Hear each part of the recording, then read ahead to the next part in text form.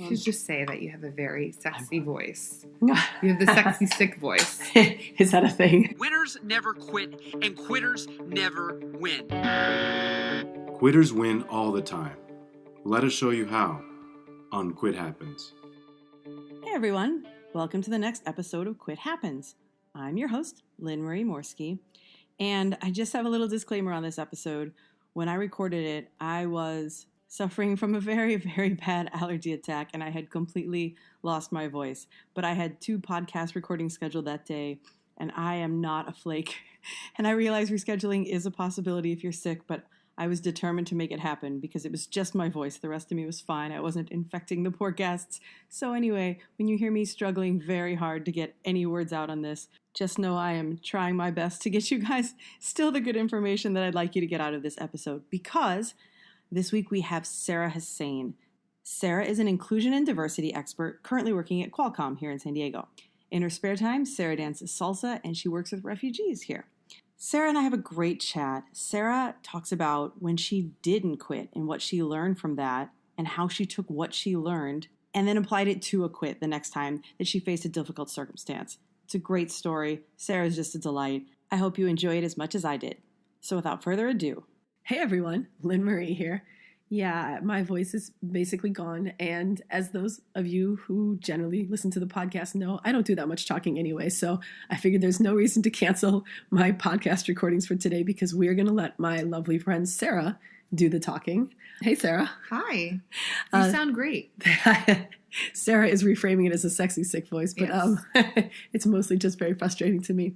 Regardless, I have Sarah here because she has a story that involves not quitting and the consequences of not quitting, and then what she learned from a not quit when a quit was forced upon her in that situation, and how she later used it for a pretty dramatic quit. And so she learned from when the control was taken from her and the quit was done to her as opposed to the other way around. And I'm very honored that she's going to tell her story. Thank you for having me. Absolutely. Happy to be here. Thanks. Oh, and just so you guys know how I know Sarah, it's through a ton of mutual friends. I keep getting people requesting that I mention at the beginning how I know the person. Okay. So many mutual friends, and I think we will have many salsa dance nights together in the future. So. Let's go tonight. Let's do it. I love it with this voice. Okay, so if you could take us back to your married days, what was going on? How were you feeling? Like when I realized that probably at the beginning things were fine, but when things first started to turn. Well, I got married young. I got married at 24, and I was, in love, but life can get challenging. We were very young. I mean, we were both doing our masters. We both were just trying to navigate our purpose in life and what we wanted to be. And I was extremely active in the community. I was always doing, I was involved with like 3 or 4 nonprofits, and I was in school and I was working full time. So I was busy. And I think looking back, we just had different rhythms. A lot of it was different rhythms. But my ex, I think, had a different way of making decisions and had a different vision of what he wanted from his life the more we got into it. So there were a couple points throughout our marriage where I started feeling not seen. I didn't feel validated. I didn't feel heard. I felt like we were struggling with communication, and we started arguing a lot. We went to counseling, came back. Like, I never in my head could have ever seen us not together because he was all I ever knew. I met him in college. We dated. We were friends for 3 years before we actually got married. I didn't know that there was a life that could have ever been without him. It was just my objective was make this work. But it was like the more we tried, the more things kept happening that made it more and more difficult to be together. And so what ended up happening our 5th year into marriage, well, our 4th year, as my ex left, he went to the UK for a year.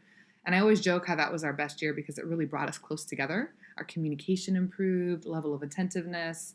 When we were together, it was so we focused, we were present. And then he came back, he was unemployed for a year.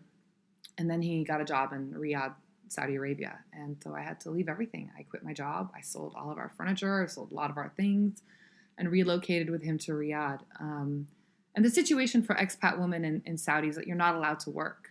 And so you take someone like me who's a social butterfly, who's really energetic, who's been driving since she was 15 and put me in that situation. I had a really tough first couple months, but I got a job, I made all these friends and kind of made it work. So I think I had this ability to like tell myself that I'm okay. But the reality is my body, now that I look back, kept fighting me along the way. And throughout my marriage, I basically had my appendix burst and I had an emergency intestinal surgery.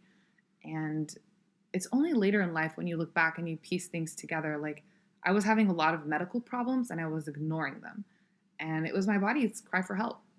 And I didn't know, it was my therapist actually a couple years after who was like, Sarah, your body did everything to notify you because you ignored your mind. I ignored my rationale. Like, no, you have to make this work. And that can be due to cultural norms, like not wanting to break the norms. I'm the first person in my family who's divorced, for example. I didn't want to shame my family. Like there are so many things there that I was so worried about.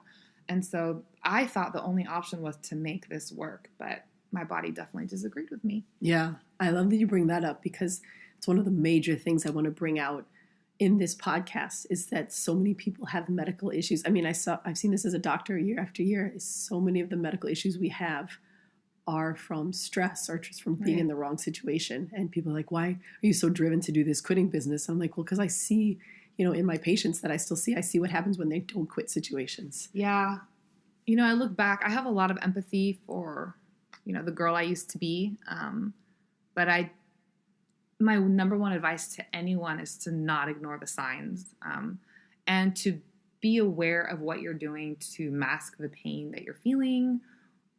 So that's a big part of it. I can share with you my story. So 3 years into my marriage, we were entering this trip where it's a very long summer trip. We were going to go meet my family for the first time, his family for the first time. And we were just bickering, both stressed with work and just bickering. And we land in Jordan. We flew DC Jordan, and my appendix burst. And I didn't know. It's not that I didn't know. I ignored it. I couldn't eat, couldn't lay down, couldn't stand, couldn't sit. And I kept saying, I'm okay. I'm fine. I'm okay. And to the point where my color started to change. And even my ex didn't notice. He was just like, oh, Sarah's just in pain. And then we went to the hospital 3 days later, and the doctor said, if you waited another day, you wouldn't have survived because my appendix had burst a couple days before. But I tolerated the pain, and I didn't know my own threshold of tolerating pain. And that was the first time in my life where I realized that I had a high tolerance for pain, because I take emotional pain. I was taking a bit of emotional pain, I think, at the time in my relationship, but then physical pain, I just ignored it. And I look back and I'm like, I remember not even being able to sit. I remember laying down and being like, oh, it's a bad stomach ache. That was not a stomach ache. Apparently not. So I was in the hospital for 5 days, and that was, came back out. And that was my first real shock. The doctors were like, you need to slow down. You really need to slow down. And that was my first big wake-up call. And then you fast forward, a couple years later, we've gone through the unemployment phase. We've gone through the separation phase. And we're now in Saudi. And I'm really doing the best I can to make it work as an expat woman there. And I made all these friends, and I'm, doing my thing. But then one day I just woke up with excruciating pain. I ended up back in the ER. I'm proud of myself. In less than a day, I took myself to the ER. Nice. Progress. So it was better than 3 days, but my intestines ended up tangling. Wow. And, why do things like that happen to your body? I'm a very healthy person. I work out every morning. I was a personal trainer at the time. So I used to train people on eating healthy. I used to train people on how to treat your body. I did yoga every morning. So for me, mathematically, it didn't add up because I did the actions, but not the emotional care. Yeah. And so I was so good at getting up and sun salutations and eating healthy. And I think on the facade, I had the nice home and I'm sure on the facade everything looks great, but deep down I felt very alone. I took it out on food. I took it out on things I'm really not proud of. And then my body was like, okay, you're still not listening. Yeah. You're not where you should be. And so I found myself, let me tell you, you never want to end up in the emergency room in Riyadh. But I found myself in the emergency room in Riyadh where you have to pay for any kind of, medication that you need. We were in the emergency room for almost half a day before they finally figured out what was wrong. I mean, it's a culture where they automatically think there's something like you're pregnant or there's an ovarian problem. They went through everything before they found out what the problem really was. And then they rushed me into surgery, and I was in the hospital for 8 days there. Wow. And, getting out of that was another wake-up call. Like, I haven't been treating my body right, and I didn't know why. And that was part of it was because, just not in the right environment. I was not in a situation where I felt validated or seen or actually really cared for. I don't think I was really ever a priority in my relationship. And I took it. And I didn't know how to quit that. I mean, to be honest, going back to your theme is I didn't know how to quit it because in my head, walking out was quitting. I didn't see walking out as a success. And it would have been if I had just said like, oh my God, this is unhealthy for me. I need to get out. That actually would have been the right thing to do to quit that. Yeah. But I couldn't. And so I think ultimately I give credit to my ex because he did it behind my back. He did it without talking to me. He didn't tell me. He did it. And it was the worst period of my life. But at the same time, it propelled me to realize like, it's okay. So now I can look back 5 years later and be like, I'm really glad that happened because it gave me wings, even though I didn't know how to use them at the time. But I think he gave me the wings that I needed to start seeing myself for who I really was. Yeah. So he filed for divorce.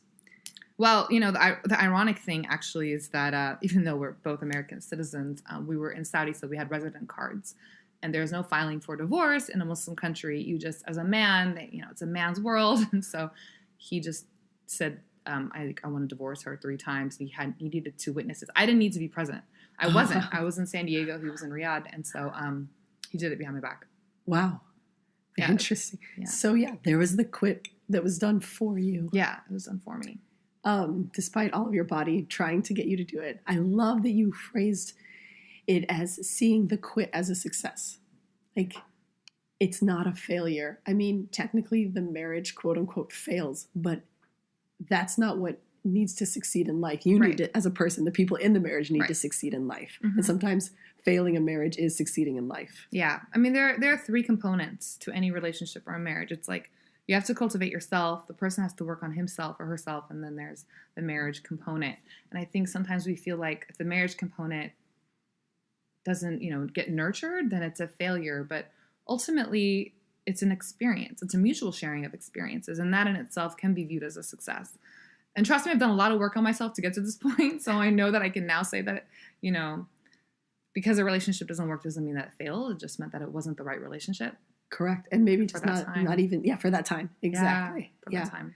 And like we had a few episodes ago, Alina's just saying she still appreciates the role her ex played in her life because you learned, like you said, he gave you wings. He taught you things you might not have learned had you not been in that situation. Right. So from there, after the divorce, then this is leading to something that does end up in you quitting. So where'd you go from there?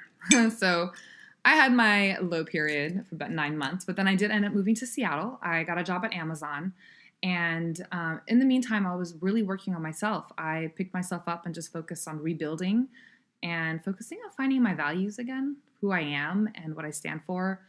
And, 9 years with someone that ends up kind of defining you. As much as you always say that's not going to be, but you don't realize how much it does define you. And now it's like, wait, I'm Sarah, I'm single. How do I want to be? Who do I want to brand myself as? And that was an amazing experience to go through. But in the meantime, I ended up being a program manager at Amazon.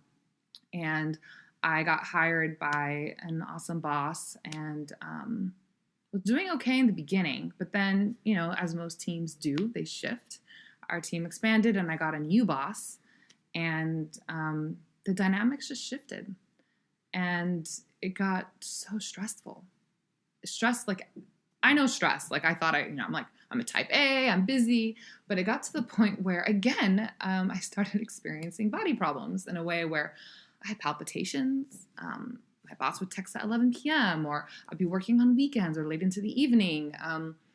And just the tone in emails, I started becoming worried that I was doing something wrong all the time. It's like I was becoming edgy. So my cortisol levels were going up. I started gaining weight. Not even I knew I was gaining weight, but I didn't know why I was gaining weight. I started putting myself on stricter diet to 1,500 calories, things I didn't even believe in. Like, again, I used to be a personal trainer. I didn't believe in diets. I believed in like eating healthy, moderation, being fit. I had to increase my workout times. None of it was working. I kept gaining weight, like hair was falling, and the palpitations were scary. I remember a couple nights just waking up, I felt like my heart was going to burst. It was scary. Yeah. But I kept doing it because this is my job. And oh my God, you're at Amazon. What an opportunity. And you were down on your ass a year ago. And like, look at you now. And like, I create this narrative in my head, like, pull yourself together. You're okay. And again, my body was saying, no, you're not. No, you're not. You need to change. And so I actually started, at some point, I started realizing, I went and saw a doctor and we did a lot of blood work and everything worked, like from saliva to hair samples. And it was like, your stress is through the roof. You need to calm down. And I'd never, ever seen my body react that way. So again, you know, going back, I've done things in the past that I'm not proud of when it comes to my body. But then this stuff, I started realizing that it was more harm than good. Like weird things, like suddenly a kidney scarring and like, yeah, it just things that I'd never even heard of. Like I was back and forth to the doctor a lot. Wow. And so it was, you know, the holistic medicine doctor who told me like, you need to make a change. This isn't healthy for you. And so I started looking for other opportunities with Amazon, speaking to other managers and everything. I just started looking around me and realizing people were further along in their lives than I was. And just like, this is not the right place for me to be. And I felt like my manager was holding me back. And one day my director called me in and out of the blue, like kind of similar to the divorce story, out of the blue called me in and just said, you know, we feel like there's a performance problem. But I asked for evidence and there wasn't evidence given. And she just said, you know, we're going to give you 2 weeks and see if there's a change. And at that point, I left the meeting and I said, thank you so much. And I felt frustrated and I started crying and I went to my colleague and she was shocked. She's like, this does not make any sense. Like I had just had my review. My review was great, actually, the month before. And I remember just going home that day being like, I'm done. I'm done feeling unvalued. I'm done feeling unseen. I'm done working so hard and putting my life and heart into something and not feeling good about it, not feeling good. Not like my purpose was not at all fulfilling. And I just sent an email the next day and I quit. I dropped off all my things and walked out. And I have to say that was one of the happiest days of my life. I love it. It was so crazy. That night I went to salsa actually. And all my friends in Seattle were like, oh my God, like you look lighter, you look happier, your eyes look happier. And it was like, suddenly I took ownership of my life in that one moment. And I had no plans. And anyone can tell you I'm kind of a planner. But I swear from that day, I was like, I'm okay. And everyone freaked out. My parents could not stop calling me. My friends were like, you did what? You quit your job? And I had no backup plan. Did not know where my next paycheck was going to come from. But I felt the happiest I had been probably in like 5 or 6 years. Like, wow. I don't remember feeling that happy as I did that day. And that was, I think, when I used my wings to just push back and be like, this is not how I want to be treated. I have to see my worth. And it's so funny when you actually manifest things. I think the biggest lesson I learned from that quit was that when you set the right intention and you make a point to manifest good things, it happens. Within 19 days, I somehow got a great job that I absolutely love. I ended up leaving Seattle, which I was sad about. I loved Seattle, but I came back home to San Diego and I found a job that's more fulfilling, more in line with who I am and what I want to do with my life. And I have a voice. And it took me a while to find her. She was just buried within me somewhere. And I was just like, had kind of locked her up or didn't know I had locked her up, actually. I just didn't open the door on her. So that was part of, you know, the journey. Yeah. Wow. Thank you for sharing. I love that you brought up palpitations. In medical school, I did the same thing. I was in the ER, at least once. But prior to going to the ER, I went to my doctors all the time, like my professors. But, you know, they were MDs. And I was like, my heart is racing. My heart is racing. My heart is beating really funny in my chest. I'm having palpitations. And, you know, they're not there to treat, you know, they couldn't really give me much information. And then one day I ended up in the ER, like, I can't take this anymore. I don't know what's happening. And I was in a relationship where the person I was dating did not like doctors. And that was kind of a problem being in medical school and having that, you know, constant stress in 2 different directions. And it was also shortly after 9/11. Mm-hmm. So everybody, I think, was a little bit extra on edge Mhm. for every reason. I went to the hospital and they're like, no, there's nothing wrong with you. And I had no inclination that there still was something wrong.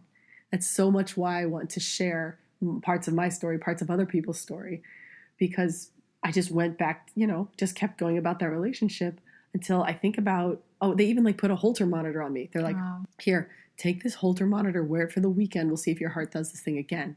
And the weekend that I was wearing it, I believe, I was hanging out with that boyfriend and he did something, I don't know, maybe disrespectful or whatever it was. And I had a full-on panic attack, the only one I've ever had. And I knew what it was from having studied in medical school, but it took the panic attack, which feels like you're dying. Yeah. Palpitations feel like something's wrong, but panic attack feels like you are straight dying. It's true. And then I was like, oh, I think this relationship is trying to kill me. Yeah. This is not just stress of medical school. You know? I actually had my first panic attack in Riyadh.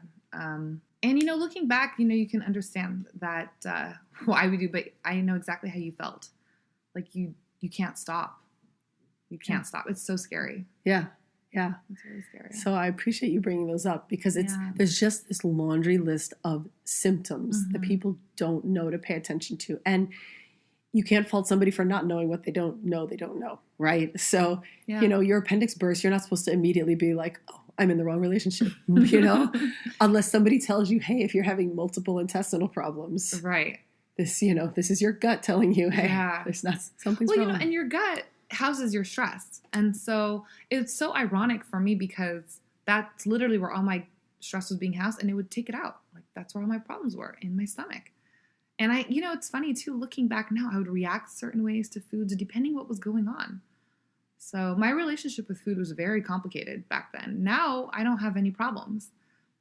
So it really is amazing. I think the only thing number one advice always to be aware, like take pulse of your body. If your knee is hurting you or a muscle is hurting you, there's another reason. There's usually another reason, and it's 70% of the time it's probably stress. Yeah, absolutely. Even I like that you pointed that out because a lot of us think of, okay, migraines, that can be stress, insomnia, heartburn, right. But you're absolutely right that muscle tension can also be caused by stress, Yeah, actually, I forgot to mention at Amazon, I had this, I've never even knew this was possible. From my knees up, like my entire thigh, both of them were knots. It hurt to walk. I woke up with this problem one day and never in my life could I have thought that this was a problem.